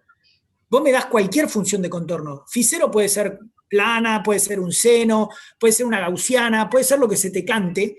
O sea, vos me das un profile, vos me das un perfil del campo en Z igual a 0, me das un perfil así, la función que quieras, y yo eso lo propago y te digo cómo interfirió y cuánto vale phi en un punto dado. No es que... Es para condición de contorno arbitraria. La resolví. ¿Está claro, Alexis? Sí. No es que acá importa cuál es la función. Bueno, hay un montón de cosas que se puede hacer con esto, pero como yo te lo estoy contando, yo después voy a derivar respecto de φ0. Entonces, cuando derivo respecto de φ0 tiene que ser una cosa arbitraria, no es que yo puedo derivar... Nada, eso. ¿Me expliqué o se aclaró un poco? Sí, algo. O sea, las condiciones de contorno van a depender o sea, dónde estoy yo parado en teoría cuántica de campo. Te escucho un poco bajito, ¿eh? O sea, las condiciones de contorno van a depender de la teoría cuántica de campos que yo voy a... Las condiciones... Ok, vos vas a tener una condición de frontera. Vos vas a tener una condición de frontera para cada campo que tengas propagándose en el bulk. Tu teoría cuántica de campos que vive en el borde tiene el operador A, el operador B, el operador C, tiene muchos operadores que vos podés querer calcular funciones de correlación de muchos operadores. Cada operador tiene un campo dual en el bulk. En realidad hay infinitos campos en el bulk. ¿Entendés? Porque la teoría de cuerdas es una teoría de infinitos campos, además. Pero yo acá estoy mirando, es muy largo de contar todo esto, pero acá lo que estoy mirando, o sea, ¿sabe lo que es la teoría de cuerdas?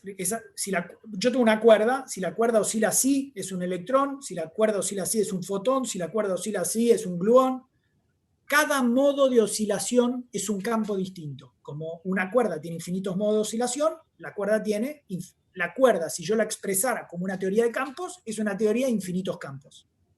Si la cuerda se propaga en anti de Sitter, ¿cuál modo de la cuerda me estoy describiendo acá? Bueno, yo ya les dije, acá lo que estoy describiendo son, la cuerda es muy rígida, o sea que son los modos de baja energía, los que tienen poquita excitación de la cuerda. O sea, la descripción de la cuerda va a depender de la condición de contorno que haya en el campo. Sí, la cuerda tiene una descripción en términos de infinitos campos. Depende del régimen en el que vos estés, depende de lo que quieras calcular, depende del régimen en el que estés. A veces tenés que poner condiciones de contorno para la cuerda, a veces tenés que poner condiciones de contorno para los campos que son modos de la cuerda. Sí, hay una condición de contorno para cada modo. O pones una condición de contorno para la cuerda. Lo que hacemos en Wilson Loops, ahí es, el Wilson Loop se trabaja con la cuerda entera, no se trabaja con este campito de Klein Gordon de masa M. Se trabaja con todos los modos al mismo tiempo con otra técnica. ¿Más preguntas? Gracias. Sí, Sebastián, Nada. por hacer su pregunta. Hola, mi pregunta sería, ¿cómo se conecta esto un poco con lo que hablabas en la primera clase? Porque, claro, todavía no entiendo ni siquiera del todo bien la pregunta, pero por ejemplo, QCD tiene un régimen que es no perturbativo. La gracia sería que si le puedo encontrar un dual, podría resolver el régimen no perturbativo de QCD en una teoría perturbativa en el dual. Bien, correctísimo, Sebas, tal cual. Pero ¿qué pasa? Hay una cosa,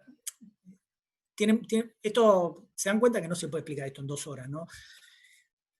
Acá yo estoy hablando de una teoría que es CFT, conforme. No tiene un chongo que ver con QCD. Es una teoría CFT, o sea, no depende de la escala. O sea, tengo una acción que es f cuadrado, pero que no tiene función beta, que depende de un parámetro que se llama lambda, que es el acoplamiento, pero el acoplamiento no corre. Entonces, cuando yo hago una cuenta en esta CFT que depende de lambda, estoy calculando una función de lambda y puedo estar calculando el scattering de cosas a valor lambda. Una teoría conforme como función de lambda igual podría tener transiciones. Lo de QCD es distinto. Lo de QCD es un lambda que depende de la energía. Acá el lambda vale lo mismo en todo el bulk. Esto sigue, digamos, conceptualmente a lo que vos estás apuntando, que es la manera en que vendemos por qué hacemos esto que estamos haciendo. Porque en realidad yo lo que quiero es un bulk que no sea invariante de escala, que no tenga la invarianza de dilatación de z yendo a la lambda z y x yendo a la lambda x, que era una isometría de anti de Sitter.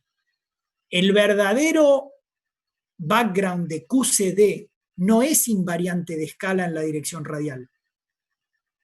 Y el interior tiene una forma radial, tiene un f de z, si querés, que va cambiando con z, que no va con z cuadrado, no tiene un 1 sobre z cuadrado en la métrica.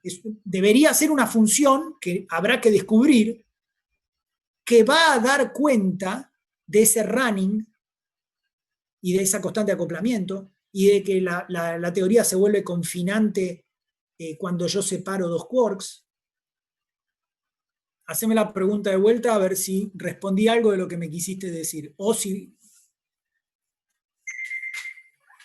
No, más que nada es para ver si empiezo a... Hola.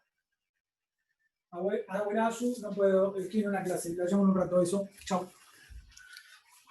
Era la abuela Azu, perdón. Dale, Sebas. No, es más que nada para ver si empiezo a entender, o sea, me hizo ruido esa cuestión de, si vos tenés un dual, hay cosas que son perturbativas en una teoría, que son fuertemente acoplados en lo otro, y me preguntaba si había alguna relación, o a partir de acá hay direcciones a pensar una manera de tratar cosas que son no perturbativas, como el régimen fuertemente acoplado de QCD. No sé si me explico. Bueno, como les decía Juan Martín el otro día, o sea, hay un modelo de juguete aproximado que tiene running coupling constant, que es lo de Klebanov-Strasser, que ellos hicieron un background, encontraron, geométrico, que tiene un montón de propiedades que dan cuenta de lo que es n igual a 1 super Yang-Mills, que no es QCD, pero n igual a 1 super Yang-Mills, que es una teoría de gauge, tiene running coupling constant y es confinante, y tiene chiral symmetry breaking, y tiene un montón de propiedades. O sea, encontraron una geometría que cuando yo hago una geometría tal que cuando yo me hago las preguntas que sé que deberían ser respondidas de tal manera, satisface la intuición y satisface las propiedades que tiene que tener. No sé si... Y justificaron por qué eso es así. Porque lo hicieron desde una construcción de branas y nada. ¿Puedo agregar algo, Guille? Dale, dale.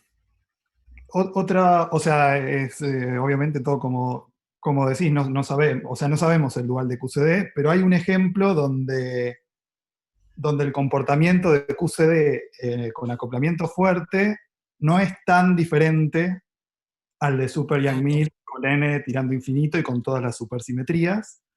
Y eso es, por ejemplo, en el plasma de quarks y gluones, que es un experimento que se hace en el LHC o en el RIC.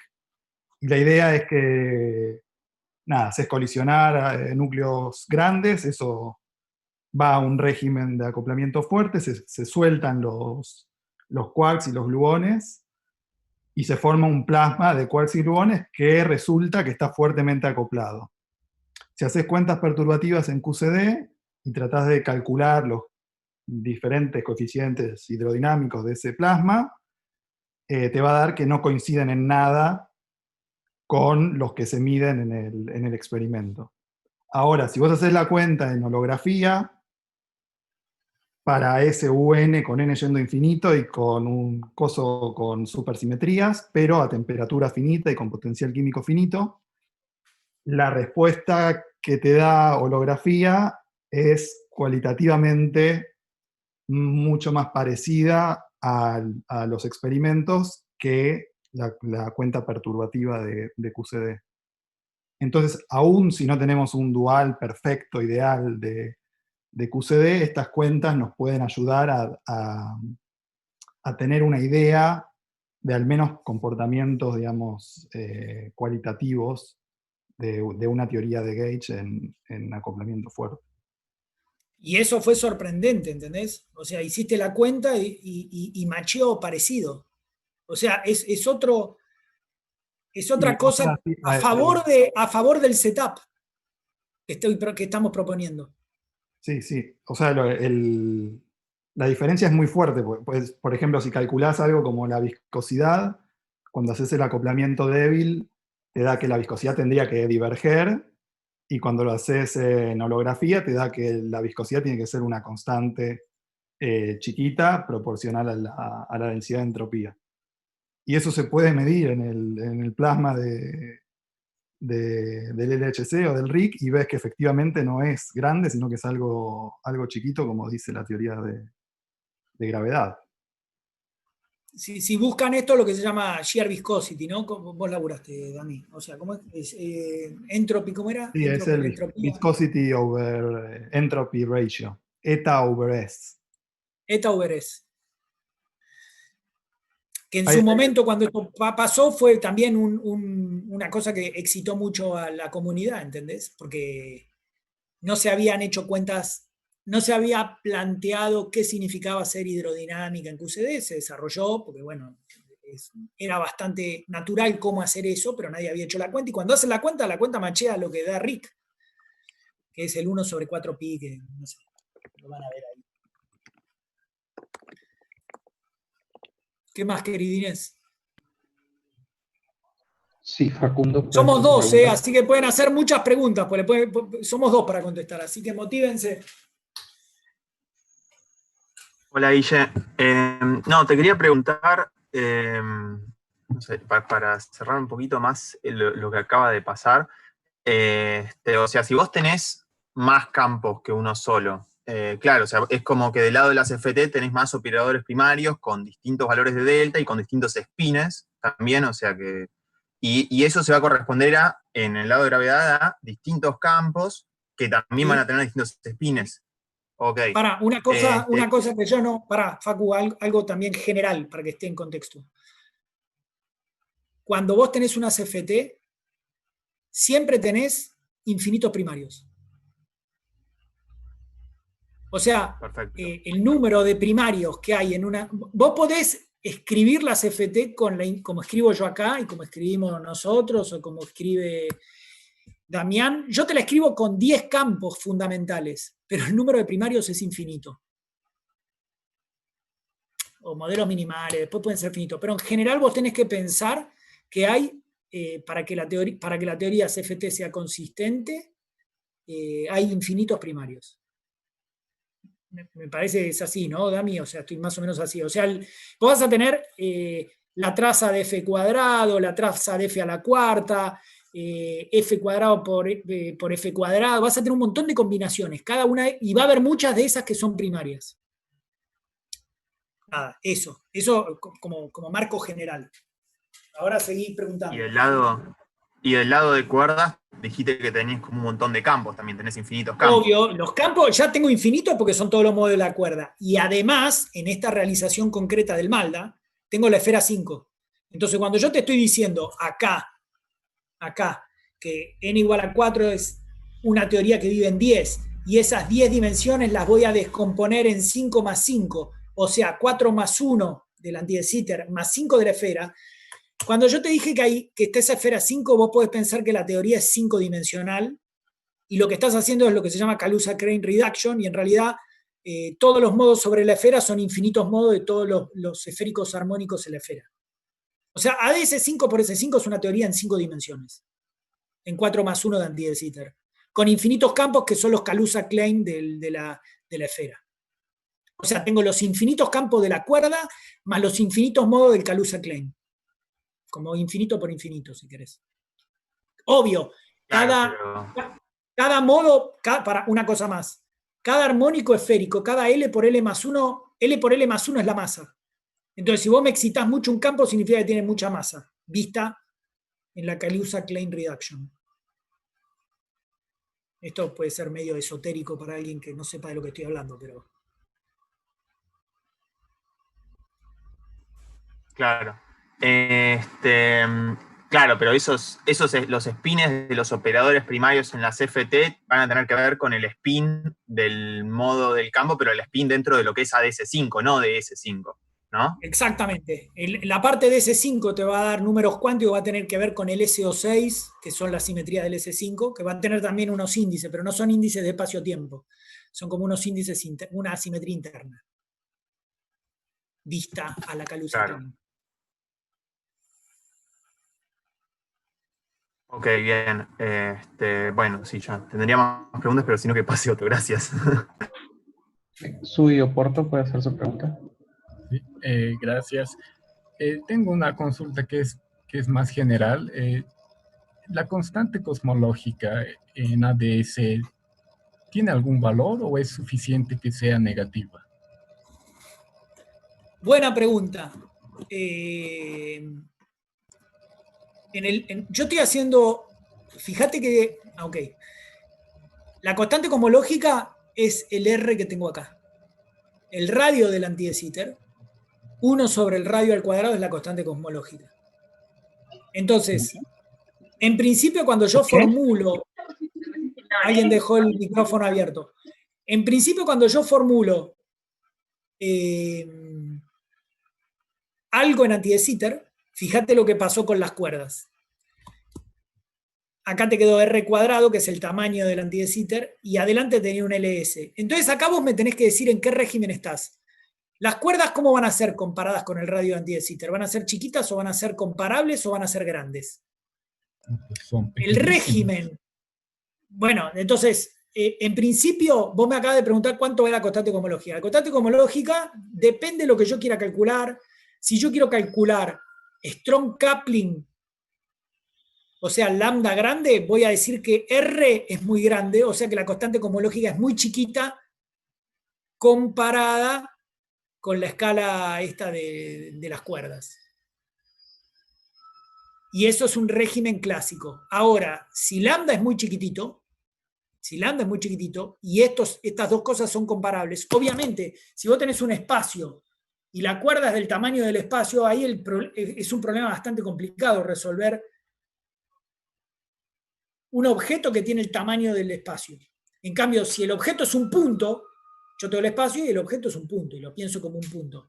El límite de lambda grande es de alguna manera el pensar que la cuerda es tan rígida que es un punto, y es un punto moviéndose en el espacio. No sé si contesté lo que me preguntaba. Sí, bastante. Entonces, ¿es posible considerar un límite R tendiendo a infinito, ¿no? Sería el... R tendiendo a infinito es el límite que te permite hacer cuentas semiclásicas en el bulk, radio de anti de Sitter muy grande, comparado con la cuerda. Entonces, si el radio de anti de Sitter, esto es una cosa siempre de comparar, o sea, vos lo que tenés que hacer es comparar el radio anti de Sitter con el tamaño de la cuerda. Si el radio es muy grande, la cuerda es un punto. Sí. Eso, en realidad estoy diciendo eso. Hacer el radio anti de Sitter muy grande significa que la cuerda es puntual. Entiendo. Y analizar cosas puntuales, te podrás imaginar que es más simple que analizar tubitos de cuerda.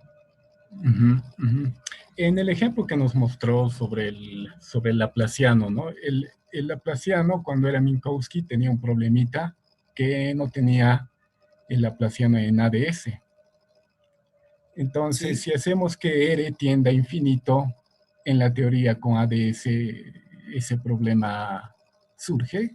O sea, es como hacer el límite minkowskiano, por así decir. ¿Tiene sentido eso? Ah, vos me decís cómo, si vos podés hacer, buena pregunta, o sea, si hay una manera de llevar la cuenta anti de Sitter haciendo el límite de R yendo infinito del radio anti de Sitter y reproducir los resultados de espacio plano. Exacto.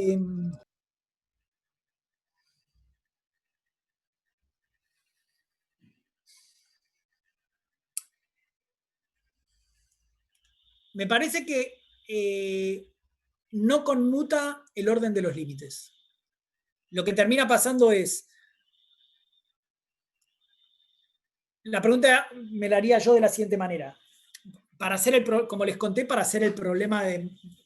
Cuando uno va a hacer un problema, como lo hacemos todos, como lo hago yo, Damián, Ale, vos tenés que regularizar el problema.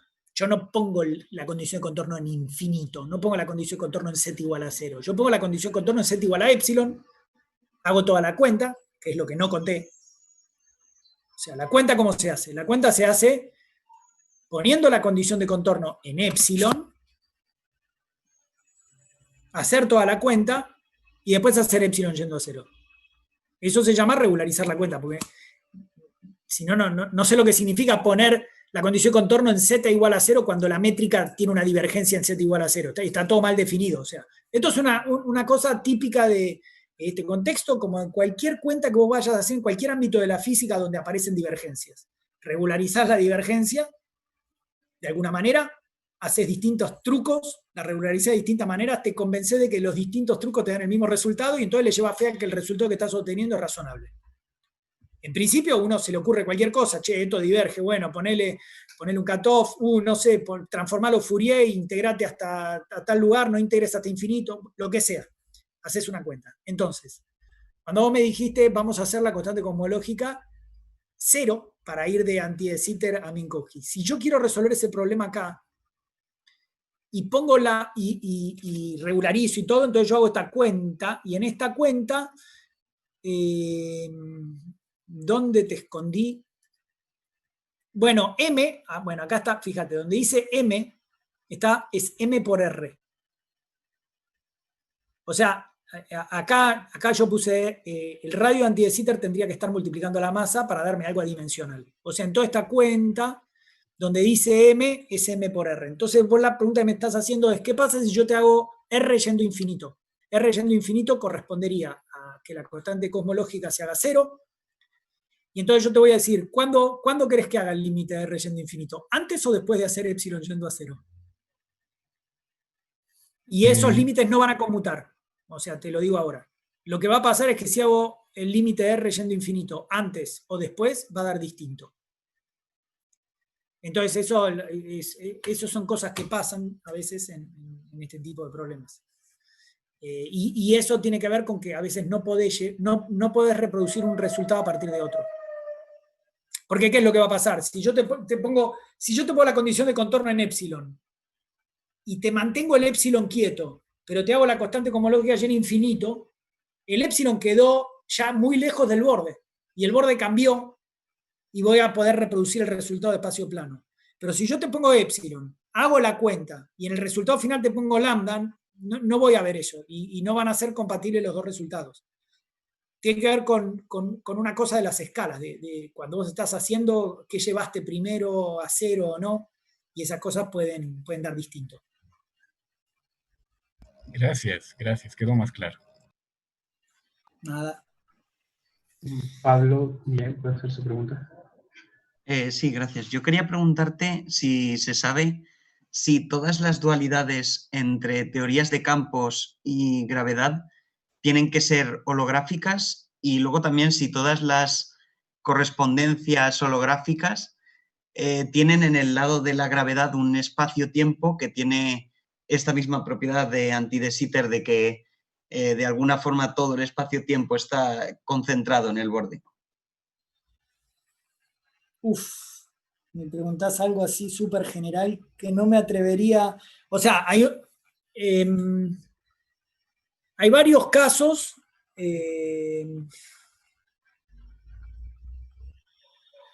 Hay varios casos que involucran anti de Sitter y están precisamente muy bien definidos.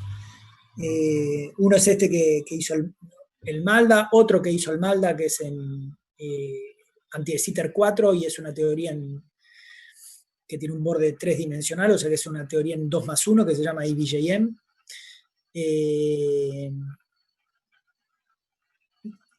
Yendo más bajo en dimensión es lo que está hablando Damián, pero ahí es más Lucy porque no está tan precisamente definido una teoría de Bulk con una teoría concreta en el borde, y además por estas cuestiones de los...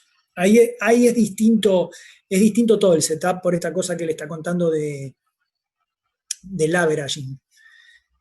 Que no sé eso quizás vos sabés más, Damián, o sea, si eso es una cosa general que se pueda extender en dimensiones más altas, o es una propiedad que el averaging le llevan fe de que es una propiedad que va a pasar también en otras dimensiones. Eso yo no lo sé bien. Es un debate en curso. Lo que sabemos es que estas teorías en 2 dimensiones parecen ser promedios, y también sabemos que las teorías como n igual a 4 que vos estás contando no son promedios, y son realizaciones una a una. Entonces entender qué es lo que pasa con estas cosas de promedios en dimensiones más altas es un tema de debate, pero o sea, bueno, depende un poco a quién le preguntes, pero claro, la idea creo que es que el principio holográfico tiene que valer más allá de ADS, es un principio de la gravedad que funciona de esta manera. Ahora, encontrar ejemplos concretos, por ahora lo que mejor sabemos es en espacio-tiempo, donde tenemos una frontera y sabemos cómo definir cosas a partir de esa frontera. Pero, por ejemplo, hay otros intentos de hacer holografía en espacio plano, por ejemplo, o hay intentos de hacer holografía en de Sitter, donde no necesariamente tenés la frontera de ADS, y todavía podés tratar de proponer un principio holográfico. Es cierto que todavía no tenemos ejemplos concretos de la dualidad en esos espacios, pero también es cierto que hay distintos intentos y propuestas de cómo tendrían que ser esas teorías de existir. O sea, mi manera inocente de pensar, que yo soy muy inocente, es lo que de alguna manera está implícito, pero que tal vez no se explicita lo suficiente, y es que cuando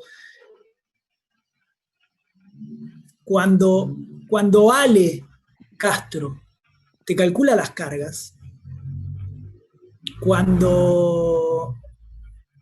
las cargas de un sistema de gravedad, las cargas siempre son integrales de borde.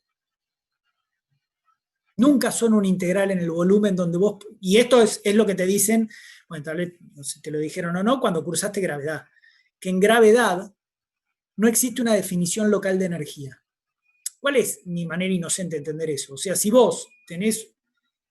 Para vos poder decir que en un punto vos tenés energía gravitatoria, en la lógica que llevamos de campo, vos tenés que decirme cuánto vale el T-mu nu de la gravedad. ¿Qué es el T mu nu? Y el T mu nu es algo cuadrático en el campo y con derivadas. O sea, como acabo de escribir recién, el T mu nu del campo escalar es un d mu phi al cuadrado. Pero ¿qué pasa con eso en gravedad? Si vos pones derivada de G mu nu al cuadrado, la derivada de G mu nu yo la puedo hacer cero con un difio por el principio de equivalencia y ñaca ñaca. Entonces yo nunca, no existe, y lo vas a leer en los libros, te lo van a decir siempre, no existe una definición local de energía en gravedad. No existe la energía en un punto. Porque yo me puedo ir a un frame donde la hago cero. Entonces, para mí de manera inocente, el principio holográfico está manifestando eso. Vos siempre tenés volumen. Tenés que agarrar un volumencito, no puedes agarrar un punto, ¿no? En un punto no hay nada. No sé cómo decirlo mejor esto. Pero en el fondo, para mí, es eso lo que está. Ahora, si vos me agarras una bolita y querés calcular la energía de una bolita, eso sí está definido. Porque agarrás el integral de Komar de lo que sea, no sé, de Ale, y la calculás y da algo. Pero vos no podés asociarle a un punto. Entonces, lo gráfico es como... Yo no sé, nunca leí el paper de Toft y de Saskin, de no me acuerdo qué año, de los 90, donde ellos proponen el principio holográfico, pero quizás eso igual en la cabeza de mucha gente estaría, ¿entendés? ADM, Desert, todos esos tipos que llevan años tratando de entender qué corno es una carga y por qué las cargas son integrales de superficie, segundo teorema de Nether y no sé qué chucha. No sé si con esto contestamos lo que más o menos vos querés preguntar. Y después cosas recientes. Cosas recientes es lo que te decía Damián, o sea, los papers recientes de Strominger, el tipo quiere tratar de darle un sentido a la holografía en espacio plano, hablando de la celestial sphere, todo esto de los optiores, y está todo mezclado, pero es una cuestión que se está desarrollando, o sea, que es hablar sobre algo que todavía no es muy concreto como para venderte un concepto, me parece. Y que te quedes con eso, pensando que eso que te estoy diciendo está bien.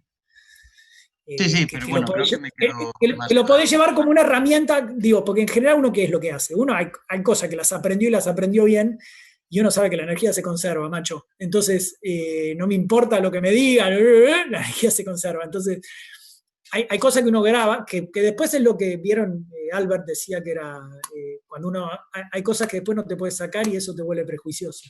Y si la energía no se conserva. Pero ¿quién va a querer violar la energía? Perdón. Sí, vale, gracias. Profesor de Ágiles, tenemos tiempo para un par de preguntas más. ¿Cómo? No escuché nada. No, solamente vamos a hacer Tiago puede ya retirarse y después nosotros cerramos ¿cómo se llama? El Zoom. Sí.